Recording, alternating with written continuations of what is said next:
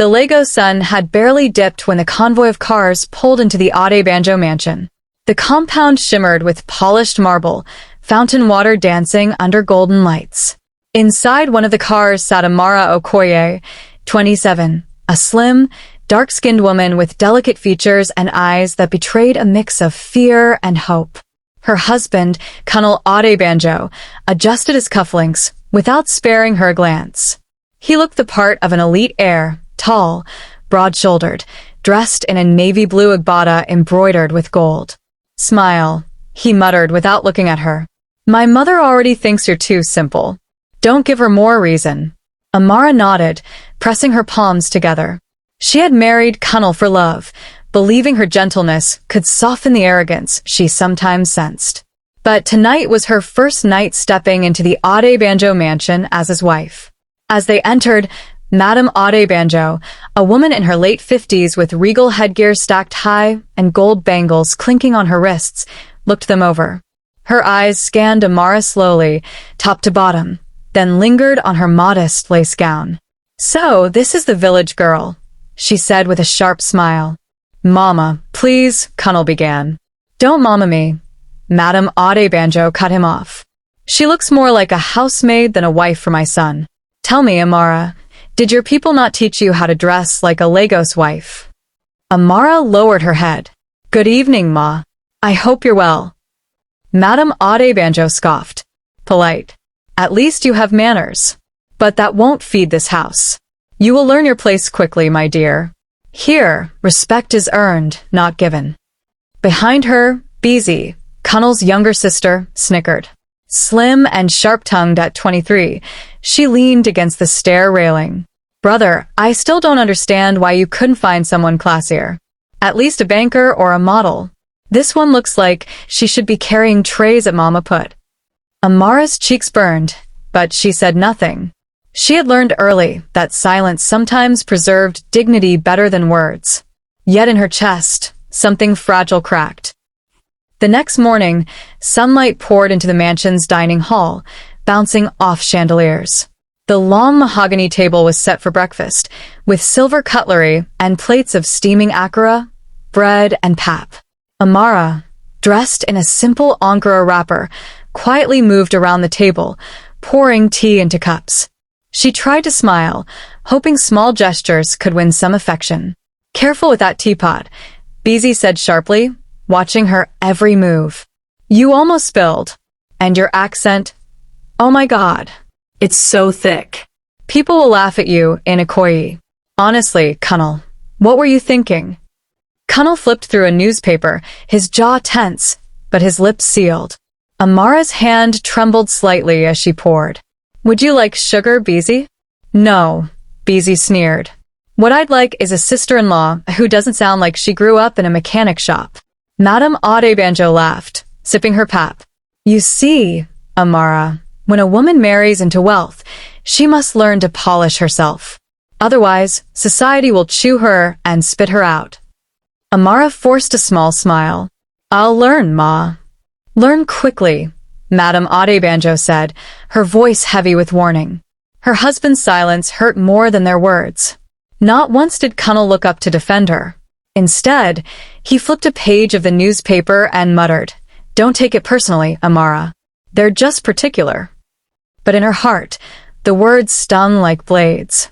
She had left everything behind to build a life with him. And yet, here she was, treated as an outsider in her own home. Days turned into weeks, and the hostility never faded. Still, Amara quietly took charge of what she could. When the electricity bill arrived and the staff hesitated to bring it up to Madame Adebanjo, Amara paid it discreetly from her personal savings. When the cook ran short of supplies, she quietly restocked the pantry. She remembered her father's words before his death. "Your strength is not in shouting, but in standing. Stand, Amara, even if the world tries to bend you." What no one in the Adebanjo household knew was that her father, Chief Okoye, had been a man of quiet wealth. Though he lived modestly, he had left her properties in Abuja, company shares, and millions in trust. Amara had chosen to hide this truth, marrying Colonel for love, not for status. One evening, as she handed the driver an envelope to pay off his overdue salary, he clasped her hands with teary eyes. "Madam, God bless you," he whispered. "You don't know what this means for my family." She smiled faintly. "Don't mention it. Just keep it between us." From the balcony, BY watched, smirking. "Look at her," she later told her mother, "trying to play savior with her little coins. As if she can buy respect here." Madame Banjo snorted. "Respect cannot be bought, BY. And Amara will soon learn she cannot hide behind fake humility forever." It was a Friday afternoon when Madame Banjo gathered the family in the sitting room. Her gold gelly glittered under the ceiling lights. "Tomorrow night," she announced, "we are hosting a dinner. Business associates, friends, dignitaries. Everything must be perfect. And Amara," she turned sharply, her eyes narrowing, "you will cook and serve." Amara froze. "Me, ma?" "Yes, you. Or, do you think we will waste money on caterers when we have you?" BY laughed cruelly. "Perfect. Let her finally do what she was born to do, serve." Amara's lips parted. "But ma, I'm your son's wife, not..." "Not what?" Madame Banjo snapped. "Not a servant? Don't make me laugh. In this house, you earn your respect. Tomorrow, you will show our guests that you can at least be useful in one way." Amara's throat tightened. She glanced at Cunnel, silently begging for support. He shifted uncomfortably, but said nothing. "Cunnel," she whispered, "please say something." He sighed. "Amara, it's just one dinner. Do it for peace. Don't argue with Mama." Her heart sank. Again, silence from the man she loved. Again, abandonment. The mansion glittered with lights that Saturday night. Expensive cars lined the driveway, and laughter echoed through the halls. Inside, Lagos's elite gathered in flowing gowns and sharp tuxedos. But in the kitchen, Amara's hands moved tirelessly. She stirred jollof rice, checked the roasted chicken, and arranged platters of moi and pepper soup. Sweat drenched her forehead, her lace wrapper clinging to her.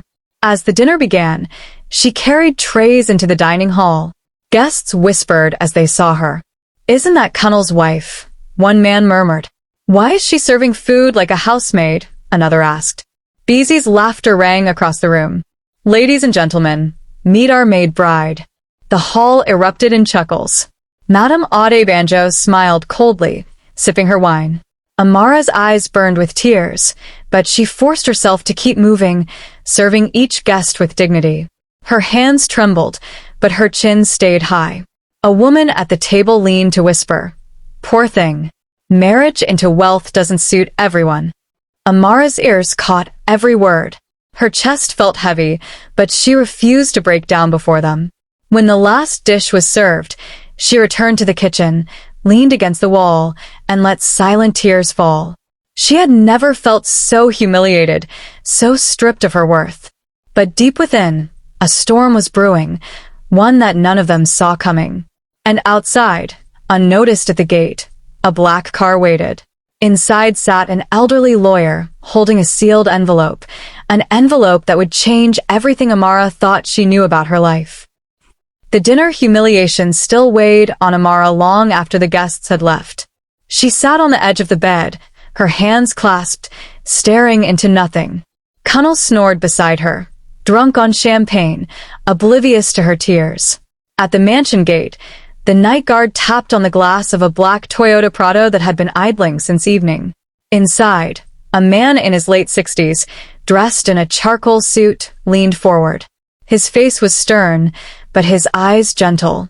"I am looking for Mrs. Amara Banjo," the man said, his voice calm but firm. The guard frowned. "At this hour? Oga, everybody dons sleep. Give her this." The man handed him a sealed brown envelope, thick with documents. His name card was clipped on top, Barrister Oladipo Ajayi. The guard carried it reluctantly to the kitchen door, where one of the housemaids accepted it. Hours later, as Amara wiped her swollen eyes and returned downstairs for water, the maid handed it over. "Madam, one lawyer left this for you." Amara blinked in surprise. "For me?" She turned it over in her hands. Her name was written neatly across the front. Mrs. Amara Okoye Adebanjo. Her chest tightened. She carried it upstairs, placed it on her dressing table, and stared at it for a long time. Something told her this envelope was more than just paper. It was destiny knocking. But her hands trembled too much to open it that night. Instead, she locked it in the drawer and whispered a prayer. Lord, give me strength. Tomorrow I will face whatever this is. At dawn, Amara rose before the house stirred. She opened the drawer, pulled out the envelope, and broke the seal. Her eyes widened as she read the first line. As the only daughter of the late Chief Emmanuel Okoye, you are hereby granted full ownership of. She gasped. Page after page detailed properties in Abuja, Port Harcourt, and Lagos, entire estates. There were stock certificates, business shares, and trust funds worth hundreds of millions. Her father's empire, hidden all these years, was now hers. Her hands shook. Papa, you never told me it was this much. Tears streamed down her face, but not just from joy. The weight of betrayal, of every insult she had endured, pressed heavier now. At that moment, Barrister Ajayi called the number written at the bottom of the letter. Madam Amara. His voice came through the phone, warm but professional. Your father left strict instructions. He wanted you to choose love before revealing wealth. He believed you deserved to know who truly valued you for yourself. Now it is time to rise.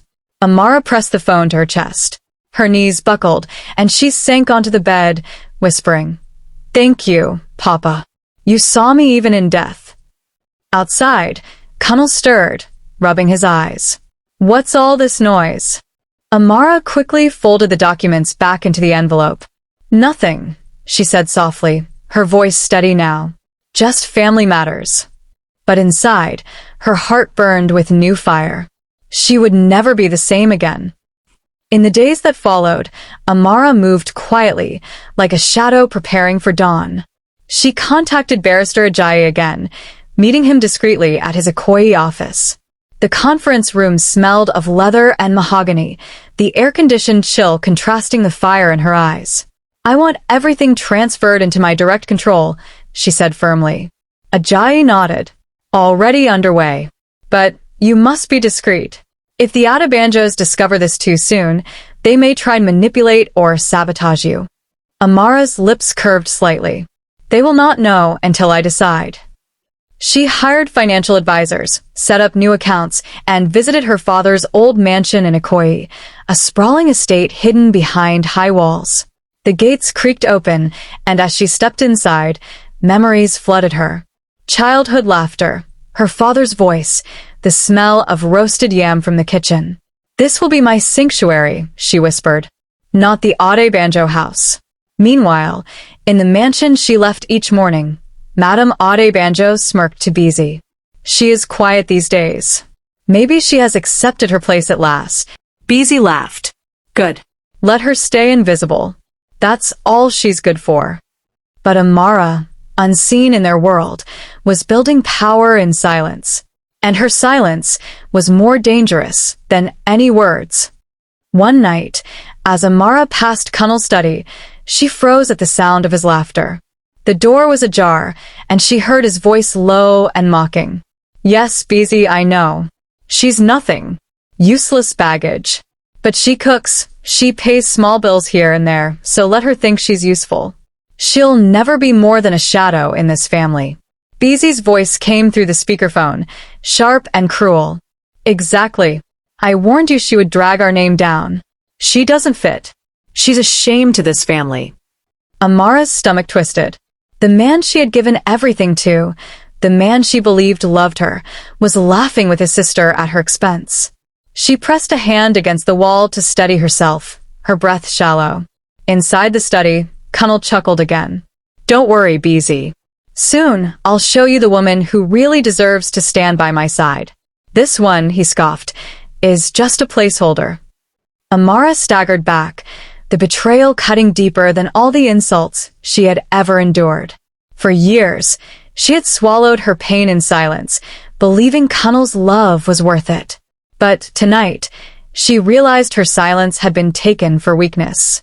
She walked back to her room, each step heavier than the last. In her heart, something hardened. Love was no longer her weakness. It had become her weapon. 2 days later, fate dealt her another blow, but this time, it lit the spark of her transformation. Amara was at a boutique in Victoria Island, choosing fabric, when she overheard 2 women gossiping near the cashier. "Have you seen Colonel Ade Banjo lately? Always at Bay Lounge with that pretty young thing." "You mean Anita? That girl is bold. She doesn't care he's married. She says soon he'll introduce her as his real wife."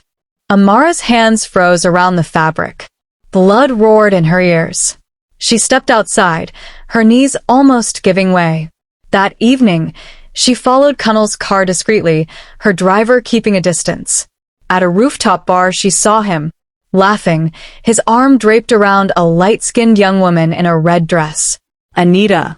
He kissed her openly, fed her from his plate, and whispered in her ear as though Amara did not exist.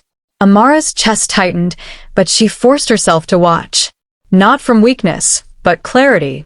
The man she once sacrificed everything for had chosen to humiliate her publicly.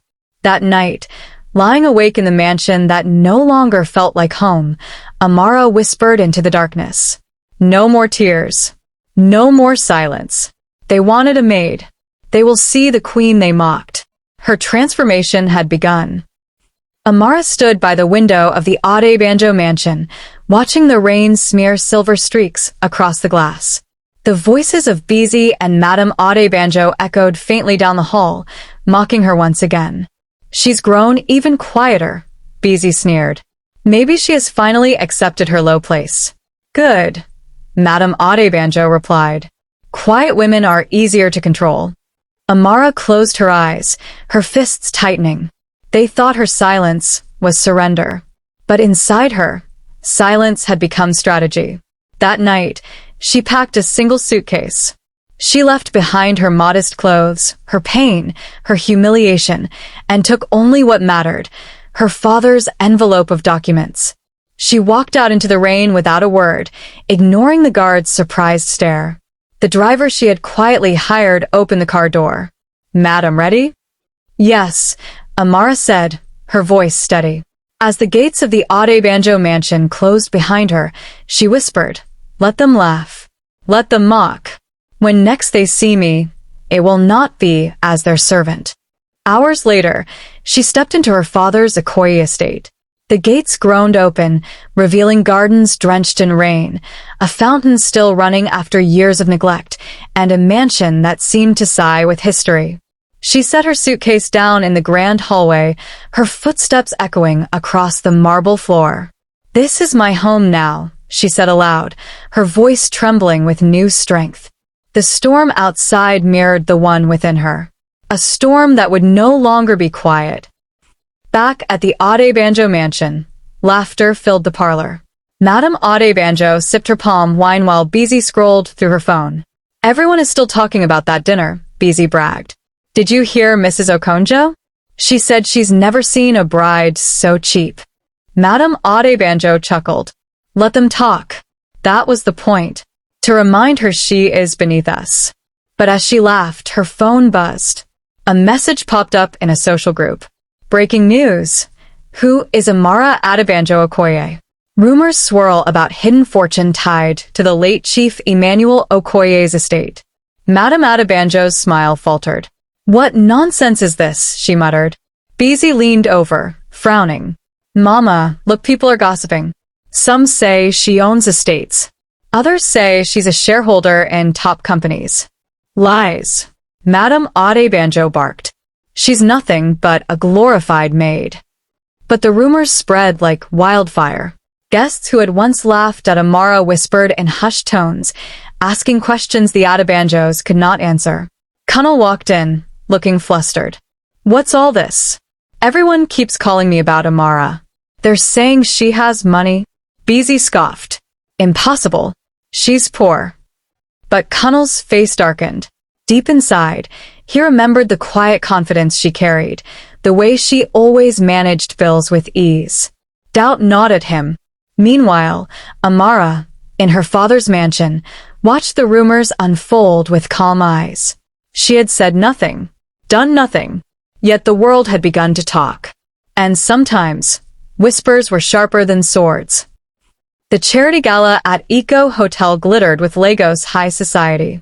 Photographers flashed cameras, influencers live-streamed every moment, and reporters scribbled names of who wore what. Suddenly, murmurs rippled through the crowd. Heads turned toward the entrance. Amara had arrived. She stepped out of a black Rolls-Royce in a flowing emerald gown that shimmered under the lights. Her hair was swept into an elegant updo, and a diamond necklace caught the flashes like fire. Gasps echoed. Is that Amara? Kunnal's wife. No, it can't be. Look at her. She looks like royalty.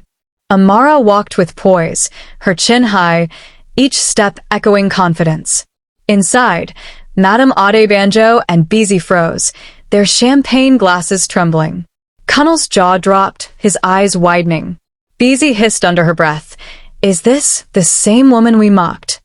Amara smiled politely at the crowd, shaking hands with business moguls, taking pictures with society women, and speaking with dignitaries. Her voice was calm, her laughter graceful. Social media exploded within minutes. Hashtags trended. Hashtag Amara the Queen, hashtag from Maid to Majesty. Reporters shoved microphones forward. Mrs. Adebanjo, is it true you now control estates across Nigeria? Amara's lips curved in a subtle smile. Let's just say my father raised me well. The room buzzed louder. Kunnal tried to step closer, but Amara's security blocked him. For the first time, he realized the woman he had treated as disposable had become untouchable. Weeks later, the Adebanjos gathered in Kunnal's office, their faces pale. We need this loan, Kunnal muttered, pacing. Without it, our business collapses. Madame Adebanjo fanned herself nervously. The bank will approve it. We are the Adebanjos. But when the manager slid the documents across the table, Kunnal's heart sank. The new majority shareholder must approve any loan, the manager explained. And who is that? Kunnal demanded. The manager hesitated, then said softly, Mrs. Amara Okoye Adebanjo. Silence. BY slammed her hand on the table. Lies. She cannot. But the manager placed the signed ownership documents before them. Amara's signature gleamed in black ink. Madame Adebanjo's lips trembled. She owns us? Kunnal sank into his chair, his face buried in his hands. That afternoon, as Amara sat in her Okoye mansion, she received the call. Madam, the manager said, the Adebanjos have applied for a loan. Do you wish to approve it? Amara smiled faintly. No. Let them learn what it feels like to be powerless. Chaos erupted in the Adebanjo mansion. Business partners pulled out, deals collapsed, and creditors circled like vultures. Madame Adebanjo shouted at Kunnal. This is your fault. You married her and brought ruin into this house. BY paced the floor, her phone buzzing nonstop with messages from mocking friends. We're the laughingstock of Lagos. Kunnal slammed his fist on the table. Don't blame me. How was I to know she had all this? She tricked us. No, Madame Adebanjo whispered bitterly. We tricked ourselves. We mistook her silence for weakness. That evening, the lights in the mansion flickered. Their electricity bill, unpaid, had finally cut them off. For the first time, the grand house fell into darkness. Madame Adebanjo sat in the parlor, staring into the shadows. Tomorrow, she said quietly, her voice trembling, we will go to her. We have no choice. The woman they had once forced to serve dinner like a maid was now the only one who could save them. Rain hammered Okoye like 1,000 impatient fingers. The fountain in Amara's courtyard splashed silver under the storm lights, the marble steps slick with water. Inside, the mansion hummed with quiet music and the low throb of the generator. Amara sat in the library in a dark silk robe, a book open on her lap, unread. Her mind worked like a chessboard: assets, trusts, consequences, mercy. Her phone buzzed. The chief guard's voice came low and cautious. Madam, they are at the gate. Who? Amara asked, though she already knew. There was a pause. Oga Cunnel, Madam Ade Banjo, and Miss Beezy. Lightning split the sky. The thunder that followed held the weight of years. Amara closed the book carefully, marked the page, and stood. "Let them in," she said. "But hold them under the portico. Not the drawing room. Not yet." She walked out to the grand foyer, barefoot, the chandelier glazing the floor in gold. The great doors opened. Wind and rain gusted in, and with it came three figures, wet to the bone. Madame Adabanjo's galley hung limp, a defeated crown. Beezy clutched her handbag like a life raft. Cunnel's once impeccable suit was dark and heavy with rain. "Amara," Madame Adebanjo said, voice hoarse. "My daughter." Amara lifted a hand, gentle but firm. "Please, let's step out of the storm." She gestured them into the foyer and nodded to a housekeeper, who arrived with towels. Another staff member laid a discreet tray, ginger tea, and plain water. They did not reach for the tea. "State why you're here," Amara said quietly. Cunnel cleared his throat, eyes fixed on a marble vein in the floor. "We need help." Madame Adebanjo tried to speak, faltered, then gathered herself. "The bank, the partners, the house." Her voice broke. "We have made mistakes." She swallowed. "I have made mistakes." Beezy's mascara smudged at her temples. "People are laughing at us." She bit her lip, shame searing. "I don't know how to fix anything." Amara studied their faces, illuminated and small beneath the chandelier. The memory of trays, whispers, and laughter. The long night, she served their guests like hired help, rose and then fell like a wave that refused to drown her. She exhaled. "You will wait here," she said. "I need 10 minutes." She turned and climbed the stairs, her footfalls steady, leaving them beneath the crystal rain of the chandelier, wrapped in towels and the truth. In her study, she dialed Barrister Ajayi. "They have arrived," she said. "As expected," he replied. "And as deserved.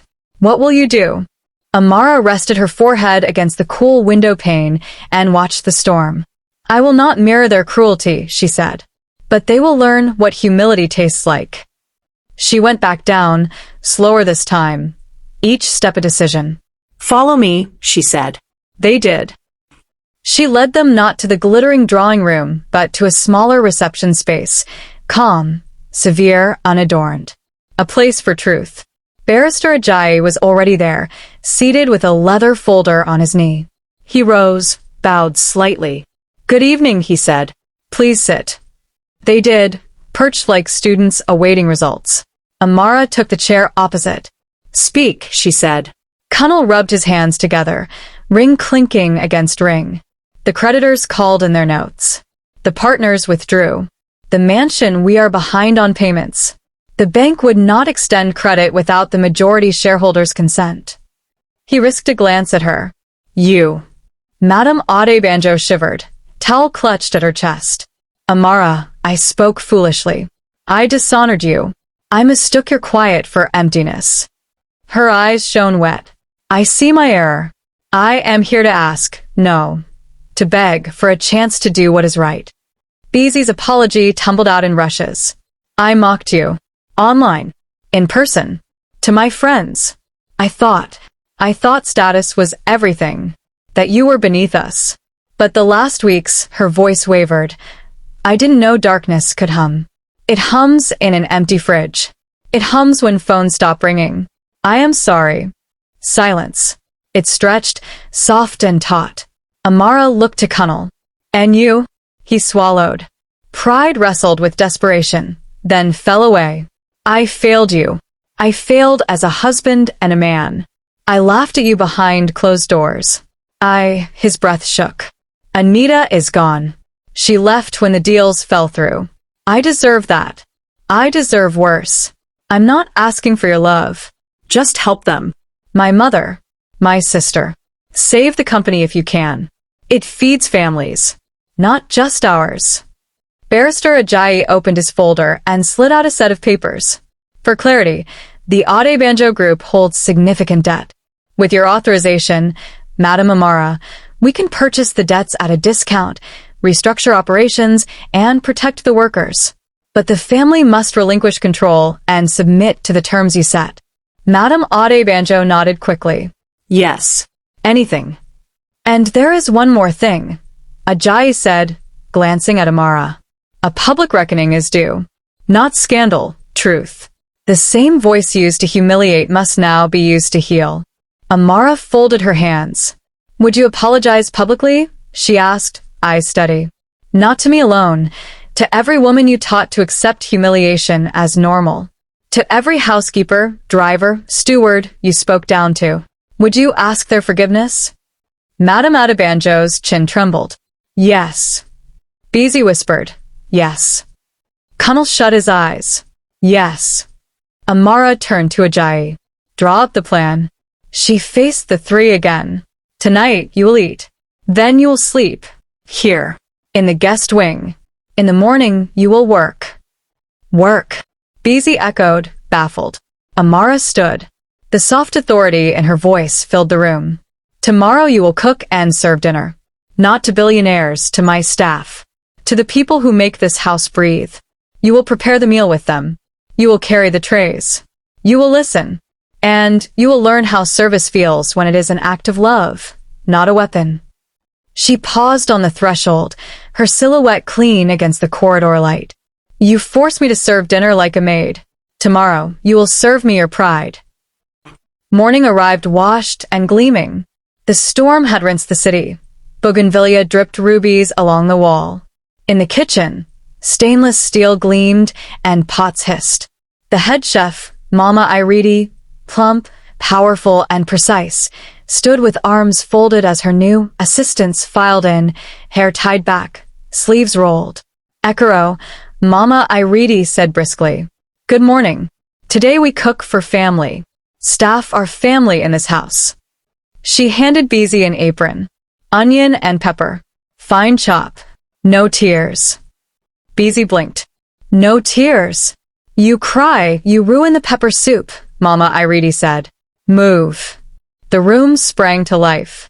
Madame Adebanjo, her fingers trailed with rings even now, washed rice under the tap, water running milky, while a steward named Chinita showed her the awkward rhythm of the sieve.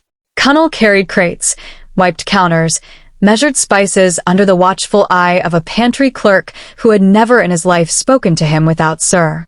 There was laughter, the easy, teasing kind that lives in kitchens. There were small lessons, the better way to slice chilies, the cadence of garlic and hot oil, why the ladle must touch the bottom of the pot or the jollof will scorch. There were stories of school fees, of mothers in the village, of bad traffic on Third Mainland, of dreams held together by night shifts. At noon, Amara arrived in a simple linen dress, no diamonds, no crown. She tied her own apron and took a cutting board between Madame Adebanjo and Beezy. Let me show you something my father taught me, she said softly, dicing tomatoes quick and light. Food is not mere fuel. It is conversation.